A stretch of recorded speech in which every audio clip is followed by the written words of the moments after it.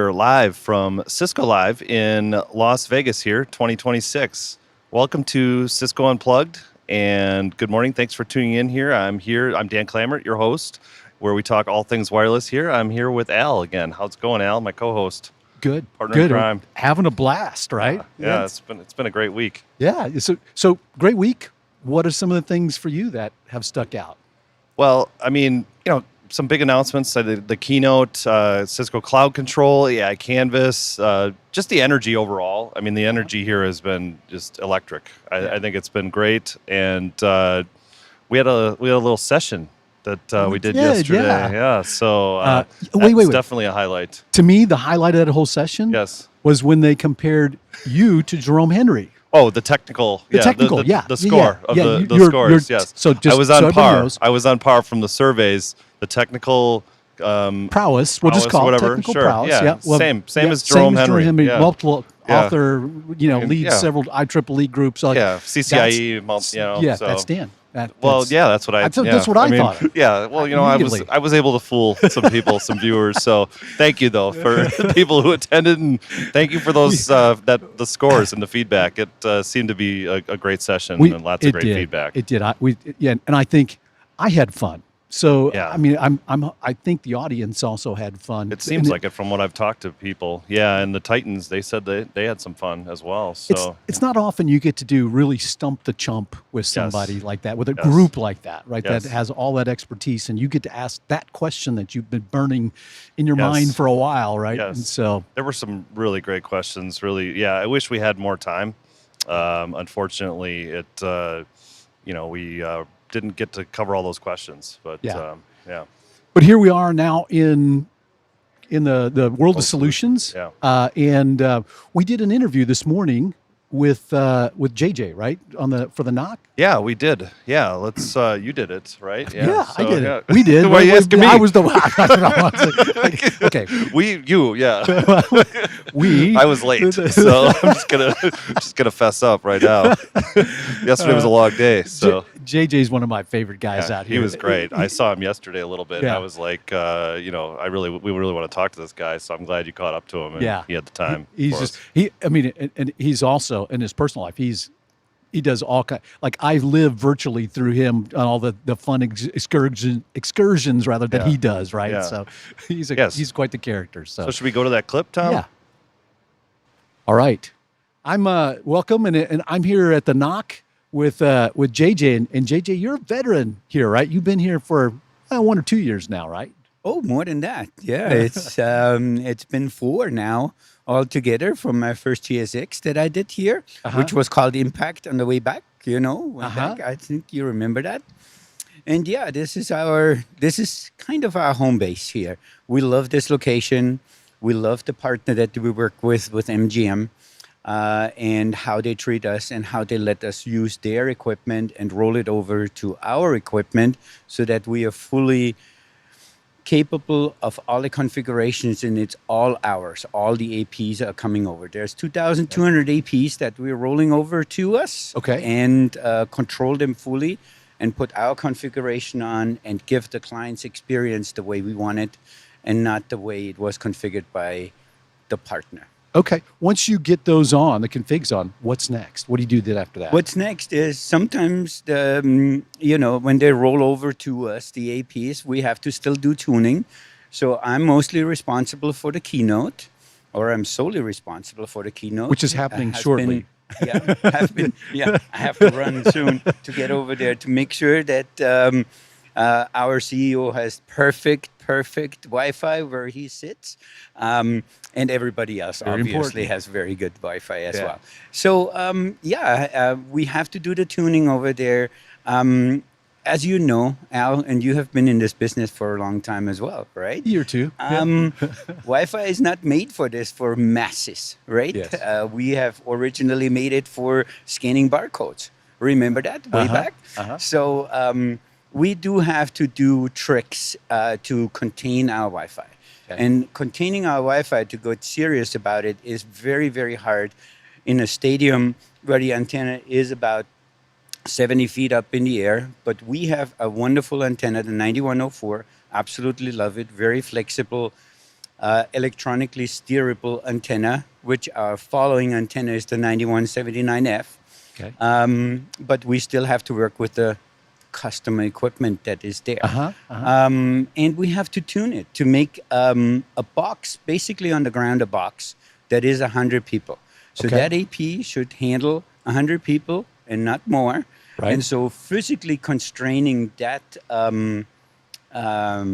that beam so that we only hit 100 people is very hard to do. And as you know, RxSOP tuning, so that's a receive packet restriction kind of thing that we are doing, which means we are putting blinders on for clients that are far away, however we want them to be far away. So if you're far away at -70 or at -75, I'm not listening to you when you're talking to me. So basically we have, I would say, selective hearing on our AP. Yeah. Which my wife always told me I have selective hearing. Takes one to know one. So and we were doing this. It takes me about 4 days to tune the arena perfectly. Oh, nice. Yeah. Well, so you said you've been doing this 4 years. Yes. What would you say is your most memorable experience here? First of all, the team that I'm working with here is fantastic. The NOC team, it's like family. When you come back here, it really is like family. Mostly coming back the same people. Most memorable is definitely hunting down the bad actors that are always popping up. So we have these APs with the big ears that are up in the ceiling.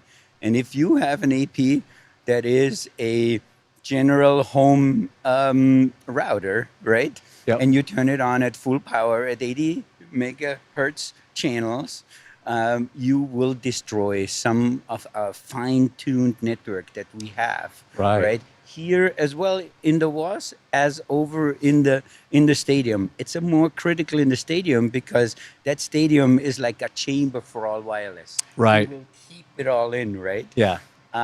So yeah, I had some sound guys have a very high-powered antenna, and I could never find it because it was absolutely everywhere. I could not directional find it. Usually I can find them. Yeah. Right? And so finally, I think I thought I found it. I asked the person if he has one. He said no. The next day I went back to the same area, and he was on his intercom with the person that does the tuning on the iPad down there. And he looked at me, and I saw the look on his face, and then he turned around, and said, "They found us." So that's awesome. Yeah, they found us. Yeah. So, so this year, anything new this year? Anything we're doing differently? Anything new? So we have a lot of Splunk dashboards this year that are presenting what we have done in the past with Grafana and with our own dashboards. So they are all in Splunk. There is definitely the wayfinding is much more precise with the BLE that we are doing this year. We do have Wi-Fi 7 APs in the Four Seasons. We're doing some Wi-Fi 7 over there.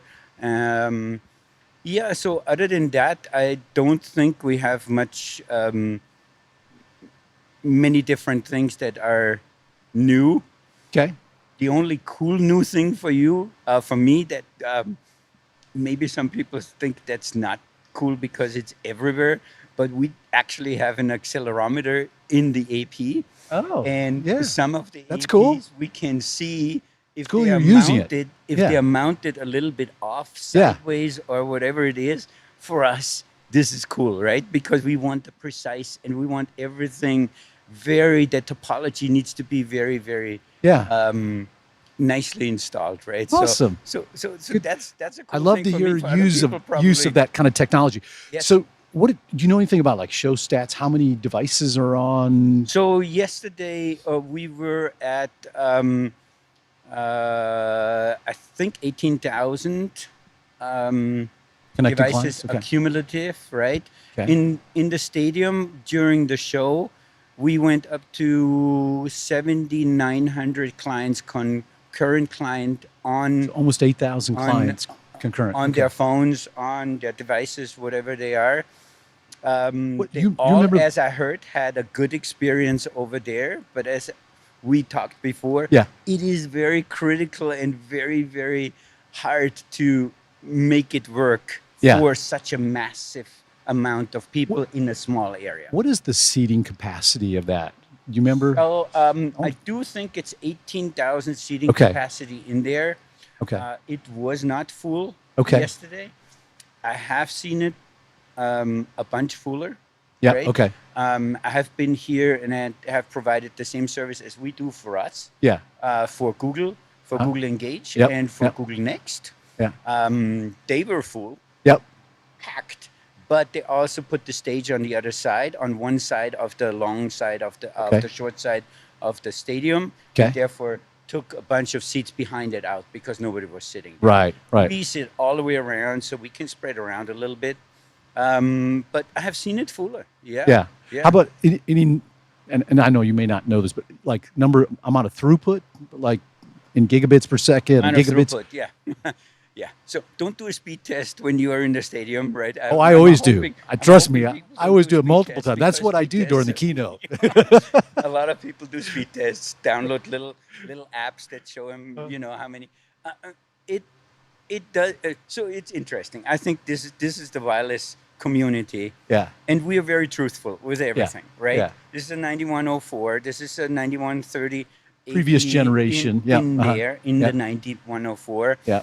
I get 150 megabit per second when the bowl is empty. Okay. Right? Yeah. If the first wave of people walk in and we get about a quarter, we're down to 60. If the next wave comes in and we're down to half, we're down to 30. And then we coming down to a usable amount, and I can really pinpoint it because you could catch a moment where you get 8 megabit per second and then one where you get 30. But we're in that little It's really interesting to hear you say that because I'm always being asked for numbers like that. Yeah. Like that's something that everybody's always asking. What happens? What should I expect? And we talk about numbers of clients, like you were talking about, and all that kind of stuff. But it's interesting to hear you talk about sort of throughput numbers. So that's really good. So you can't put your finger really on it, but we can be in between. Yeah. And my biggest thing is it's usable, and I'm in the back all the way up on where the suites are. Yeah. And I can see everybody on their phones and that they're doing something. I can't see what they're doing, but I can see that they are doing something and not doing one of these. Remember when people do this with the phone? Yeah. So that more waves, more electronic waves come to your phone. You have to do that a lot. Yeah. Well, JJ, it's been so good to see you. You're one of my favorite guys to come out here and talk to. And Thank you for having me. I apologize for not bringing my Wolfpack hat. So I didn't put it on today. Okay. But tomorrow will be the day again where I put my Wolfpack hat. I will remember to do that going forward. So Yes. I know you're busy. I know you got to go run to the keynote and get ready for that. But man, thanks for taking time to talk to us. Yeah. And thank you. great information as always. Thank you very much, Al. Thank Good you. to see you. You too. Yes. All right. That was great. Yeah. Nice Love job. talking with JJ. Yeah, really good. Not only is he a wealth of knowledge, he's also Yes. just a lot of fun, right? Yes, definitely. So let's talk a little bit about what we've seen kind of here in terms of performance and that sort of stuff, right? So we're seeing open roaming is running here. Okay. Right? And you can get that through your app. You can use your mobile credentials. Yes.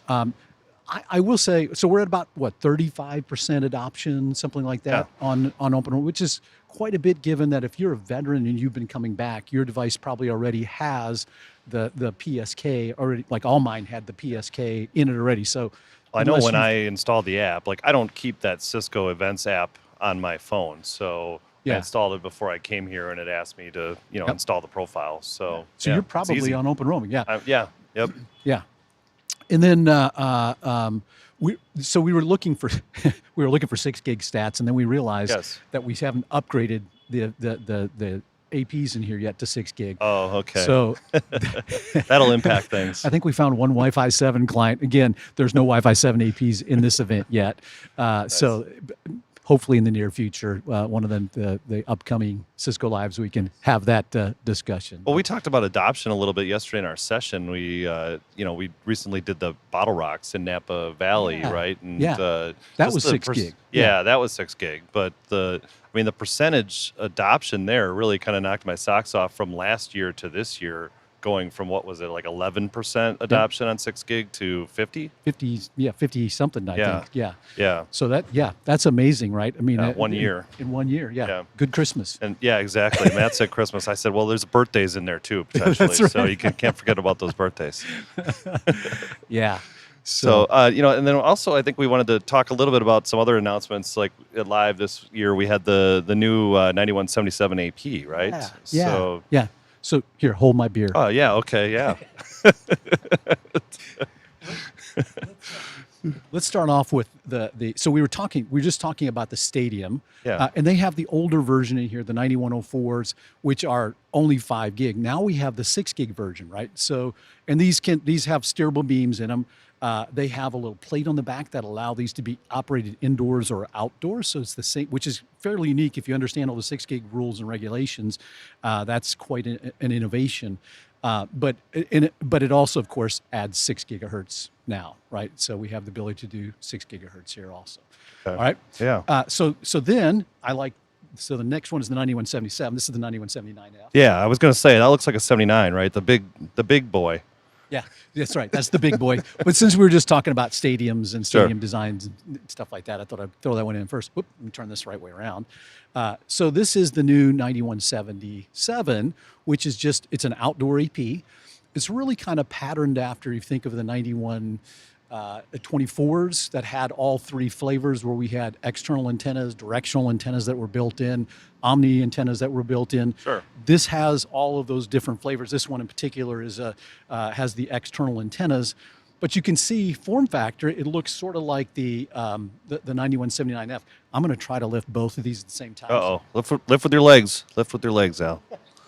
So you can kind of see the difference in size here, right? Wow. Yeah. It is smaller than the 9179F. So if you've used those and you say, hey, that looks kind of the same, it is not quite that same Yeah, it's good to have size. them both there for scale, for comparison's sake. What do you got here? Here's one with the internal antenna, right? Oh, So you don't okay. have that So external. the eye. Yeah, the eye Okay. version. Yeah. All right. So get it right. And so around these are here. going to be coming here, right? These aren't shipping yet, so they're going to be shipping Correct. They're just in beta fall. now. Yeah. Okay, yeah. We're so starting beta the beta test. announced here this week. Yeah, Yep. at Live. Yep. Nice. It would be nice to have, and if you think from a performance standpoint, these are kind of like a cross between the 9179F form factor wise, Yep. the 9124s because it has all 3 flavors, and the 9176s because everything is 4x4, Nice. with the exception of it doesn't have the ultra wideband because it's outdoors. Sure. So Nice. yeah, Cool. So it's a great AP. It's one that we've been waiting for a while. Yes. Full yes. Wi-Fi 7, 6 gig, all that kind of stuff. Yeah. So We're really kind of rounding out the Wi-Fi 7 portfolio. it does. It's Yeah. kind of the last hole in that portfolio. Nice. So Nice. yeah. Great. All right. Well, we also had some other great content here. I was able to catch up with UC and Jerry from Hamina Oh, yesterday. they're always fun. And it was a treat. Yeah. So let's roll that, Tom. Hello, everyone. Welcome to Cisco Live here. We're on the World Solutions floor here, 2026 in Las Vegas.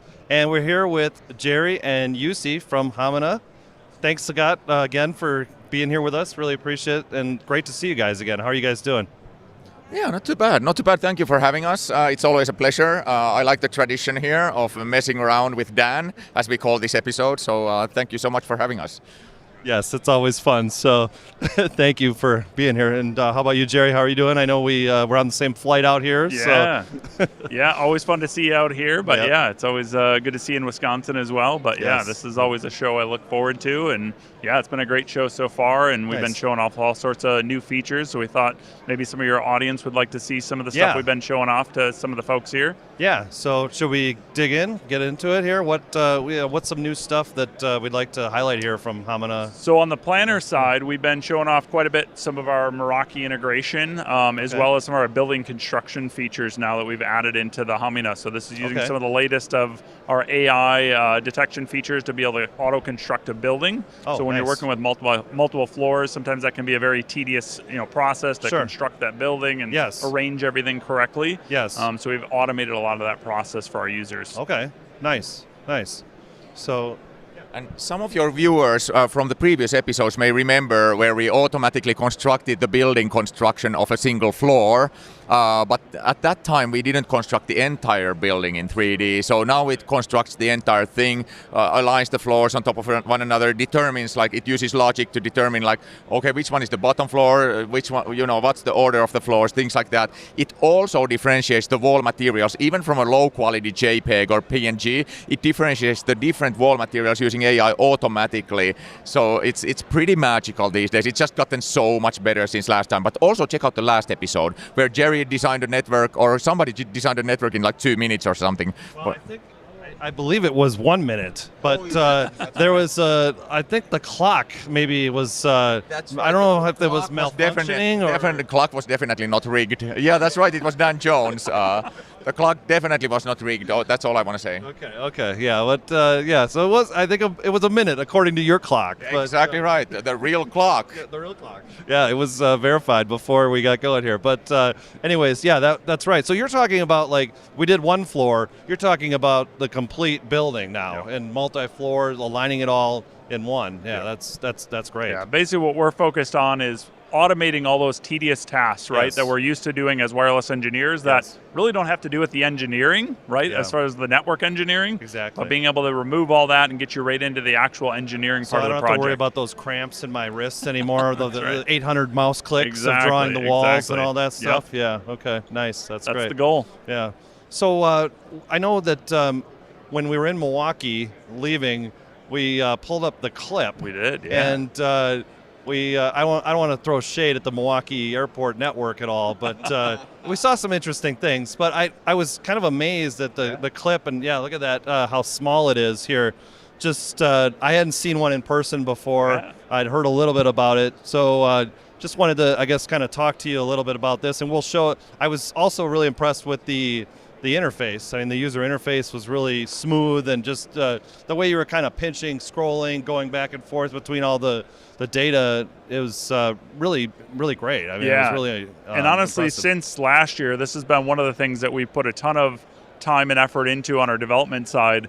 We've added quite a bit of features into the Hamina on-site application, and that really pairs nicely with the new Hamina Clip, because now you have this really powerful toolkit in your mobile device with no wires, no cables or shoulder straps or anything like that. You just clip it onto a pocket, backpack strap, whatever, and now you have this full tool suite for troubleshooting, analysis, site surveys, all that kind of stuff.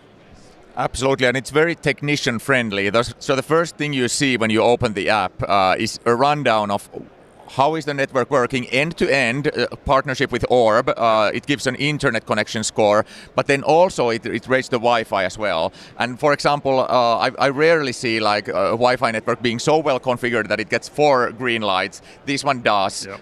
It's great signal, good speed. It also does do speed testing, although that's not as relevant as other metrics of the network, but it's just amazingly good. Yep. Here's where it detects network configurations. Just click on the config, and it shows you all the configs are green. Kudos to Jakub, Johannes, and the networking guys at the NOC. They built an amazing wireless network here, so it's all working flawlessly. And then you can start going to nerd out features as well, right, Jerry? Oh yeah, this is where I get to get excited, right? So you got all sorts of different views here of being able to drill into the whole spectrum. So this is showing me the entire 5 gigahertz band, which is very well utilized, we'll say, in the space here. all the channels being utilized. You can see how many clients are on each channel, how utilized or available each channel is. And then we can scroll down and see all sorts of details about the network configurations, all the radios and everything that are out here. Not just from the Cisco network here, but also other networks. We're in the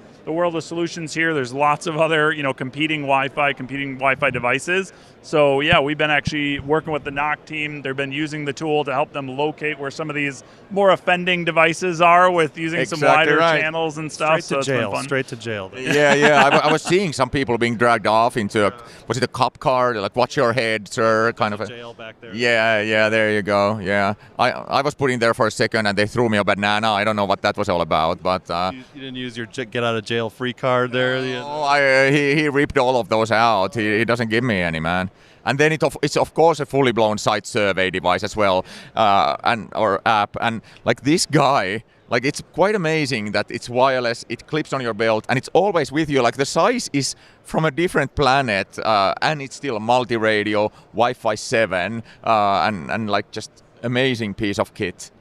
Nice. So that's there's like one button on there I see, and basically charging a USB port there to charge it, I'm assuming? Exactly right. But the USB port can also charge it on the go, kind of like when you're surveying, you can just put a power bank in, or if you forget to charge it, but it does have a 6-hour battery life, so it almost never runs out anyway. Okay, that was going to be my next question, so thank you for answering that already. That's great. Cool. Should we look quickly at the Meraki integration and the building constructor? So real quickly, so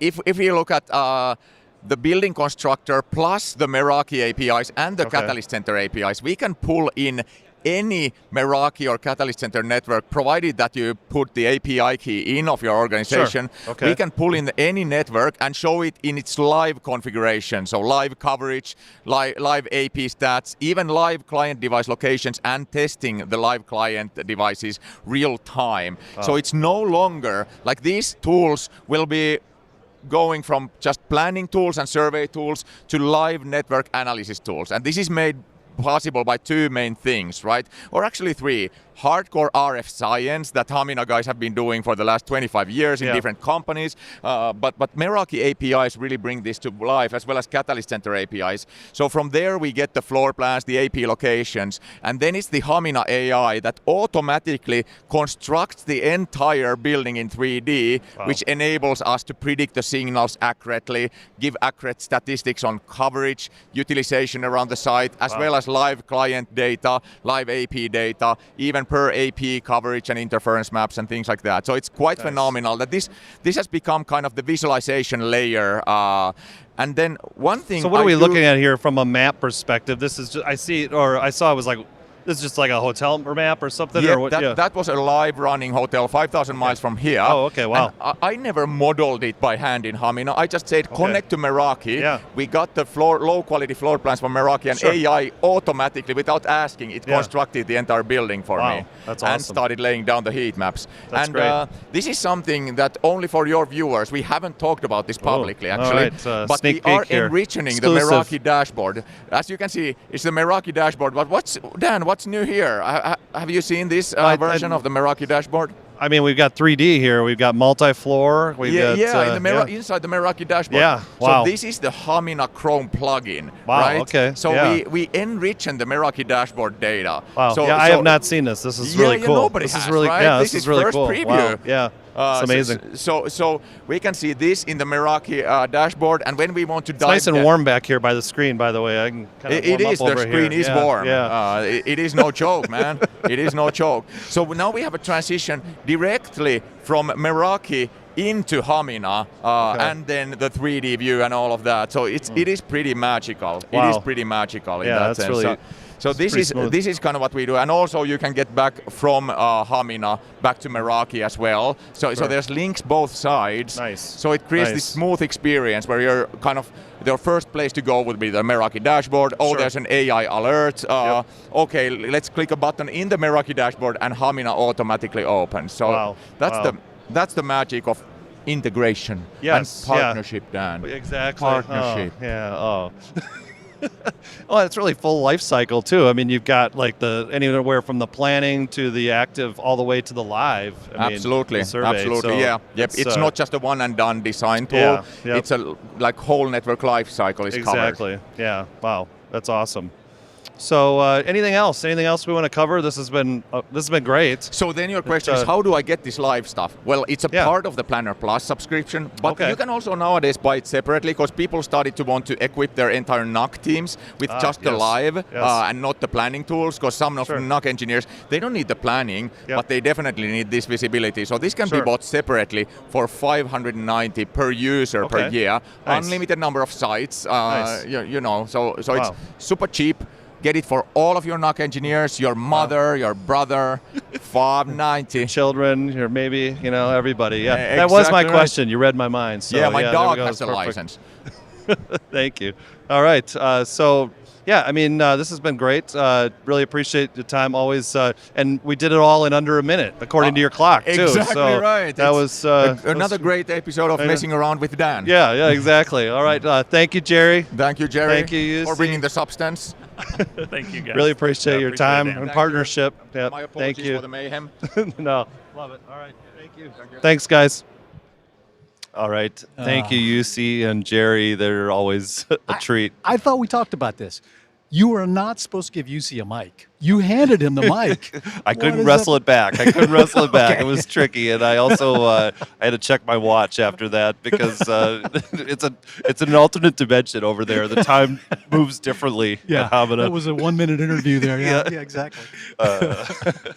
So we are going to have an upcoming video, or I should say, an interview with Ekahau. So we're going to be releasing that after. So please like and subscribe to the channel. If you go to youtube.com/@GetUnplugged, you can subscribe, turn on the notification bell. You'll be notified when we do post that Ekahau interview. I think we're going to try to post a number of other interviews. We just don't have time for on this episode. Thank you. Thank you. Yep. So I know you got to run here pretty soon to meet the engineer. So thanks as always. Appreciate you. And we did also catch up with our roving reporter, Kara. She had caught up with Carrie and to talk about Cisco Spaces. So let's roll that, Tom. Hey guys, welcome to Cisco Live in the World of Solutions. We're here at the Spaces booth, and I'm here with Carrie, and he's an account executive, and he's going to showcase some of the new stuff we have coming with Spaces. Thanks, Kara. So with Spaces, you're probably familiar with our wayfinding piece.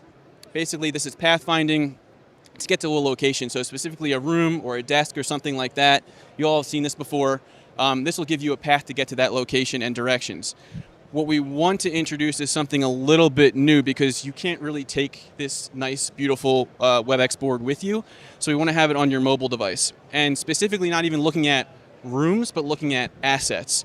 So we want to track our Cisco Spaces UWB tags, or asset tracking tags. So they use location fusion, which will leverage Bluetooth Low Energy, as well as UWB, depending upon our specific location. And our location is determined by our phones, our devices. So we can take you on a little tour, and we're going to follow this path generally, but we're going to use the actual device to find assets at that Cisco Spaces lounge. So question, if I'm a healthcare person, how would I use this? Like, what would be an application of where I would use asset finding? Yeah, so it's great for any staff. Generally, we get a lot of feedback from nursing staff, etc., to find IV pumps, wheelchairs, any high valuable asset you need immediately, but you don't want to take your laptop with you and walk around and search, right? So what we do is we're using the mobile device, so nurses can easily pull up a mobile app, search for the device, and I can show you this all on my phone too, and then get that location. Okay, so what I've searched for here is the device station asset tag, and you can see it looks like a bit of a bullseye in the device station. That's because it's using our precise location. Our precise location is leveraging ultra wideband, so UWB. This is our latest and greatest technology. It's highly valuable for tracking assets.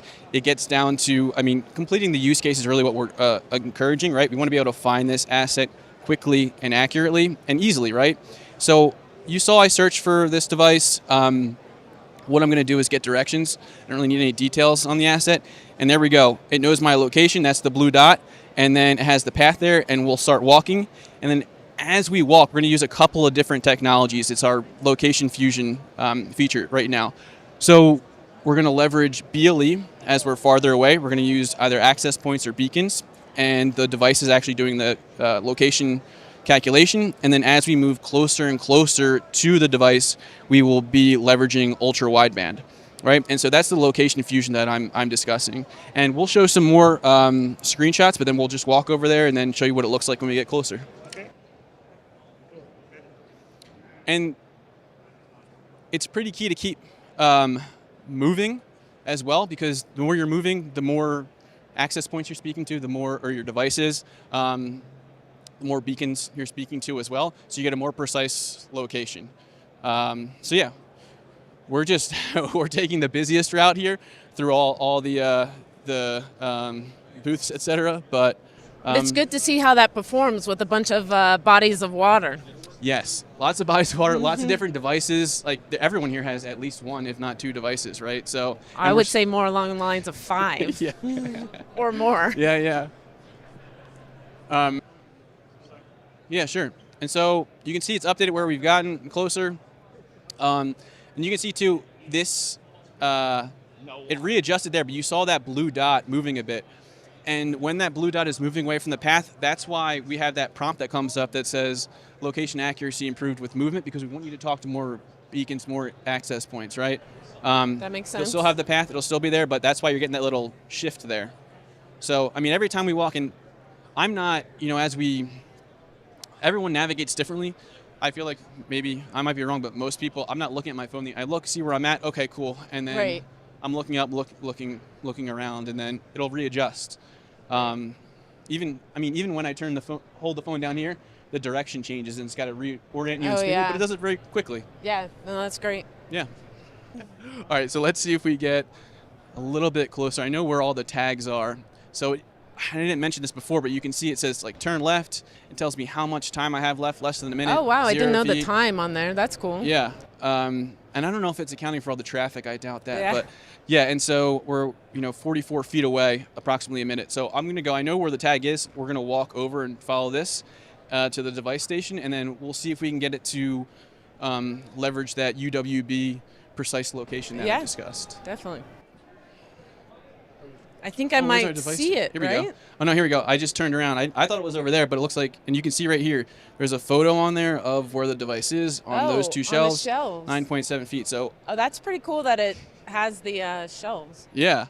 And then when I see 2-3 feet, I mean, you can get pretty accurate here. And we also use NFC chips on the top of, and you can see that it just vibrated and said ready to scan. So as you get close enough at the top, it says you reach the asset. So you can see all the assets here. So you know exactly which one you want. Yeah, out of all of these. Yeah, if there's a box of different assets or tags or anything you have in the closet, or you have 7 IV pumps in there and you need to get to one, like and obviously the NFC chip is at the top of the back, so that's one thing. You can't just put it on there like that. But yeah, so we found the specific asset we were looking for pretty quickly. Yeah, that was cool, and within a really granular area. Yeah, exactly. Way more than like location finding of 2005, where we were doing Wi-Fi with location. All right. Thank you, Kara and Carrie. That was great. And sorry about the glitch cutting to that segment. You saw me as a deer in headlights there for a moment, and I was worried I was going to have to start telling some jokes there to fill some time. But thanks, Tom, for getting us squared away there. But anyways, so just as a reminder here, I just want to thank everyone for tuning in. And would encourage you to go find the channel, youtube.com/@getunplugged. Go subscribe, turn on notifications when we do post the other content that we grabbed here at Cisco Live. We do have another great interview from Kara with Mara from the Experience Metrics, showing Experience Metrics. So watch for that. We'll post that here shortly after live. But wanted to thank everyone for their time, for tuning in. Appreciate it, and look forward to seeing you out here next time. We're at Cisco Live, and so until next time, stay connected and unplugged. Thanks. Hi, my name is Jennifer Huber. You can find me at huberworks.nl, and I'm excited to meet and listen to the titans of Wi-Fi talk about all things unplugged, because Cisco is keeping Wi-Fi straight for longer than I care to count out loud. All right, so I'm Chad Freeman. I'm the lead wireless engineer for HD Supply, and I really appreciate about Unplugged is with wireless being such a small community and very tight-knit and hard to find resources, I appreciate that Cisco puts that information out there for free, allows people to engage with engineers without having to go through so many layers of niche and understanding. All right, Dave Tomas. I'm part of the wireless team from the University of Utah. And we support about 80,000 clients, 13,000 access points. So we love come here and enjoy CiscoLive and learn everything that we have to learn. Hello, my name is Igor Moiseev. I'm an IoT wireless SC, and the reason I love Unplugged is because you get all the greatest engineers on there talking about the next and greatest things with wireless, Wi-Fi 7, and also Cisco ultra-reliable wireless backhaul. My name's Josh. I work for Central Health. I'm a network engineer. I like Unplugged because it's all centered around experts of Wi-Fi, and I get to learn more about the inner workings of the technology and how to, just to be better at my job. And I find it interesting too. Yeah. Hi, my name is Sam Clements, and I love Unplugged Live. I love getting sort of a behind-the-scenes look at just the off-the-cuff day in the life of the engineers that make all of the great stuff happen at Cisco. It's just a great, candid way to understand where people's heads are at when they're making these products and solutions. And frankly, it helps me connect not just with the products and solutions and the people, but with my customers. It gives me a more human way to engage with the solutions that we're talking about. And this is where I come to get that kind of a connection. Hey, I'm Greg Camp. I'm the CTO for Public Sector Southeast. What I love about Unplugged is you just get the real information from our actual engineers. And what we're about to walk in this session right now with Al and Matt, Jim, all guys who you put them in one room. And Jim and Al and I were talking about this just yesterday, and he was like, what are we going to talk about? I was like, they'll just talk themselves and then just learn and just hear from these guys who have just been in this industry for so long, seen it grow. So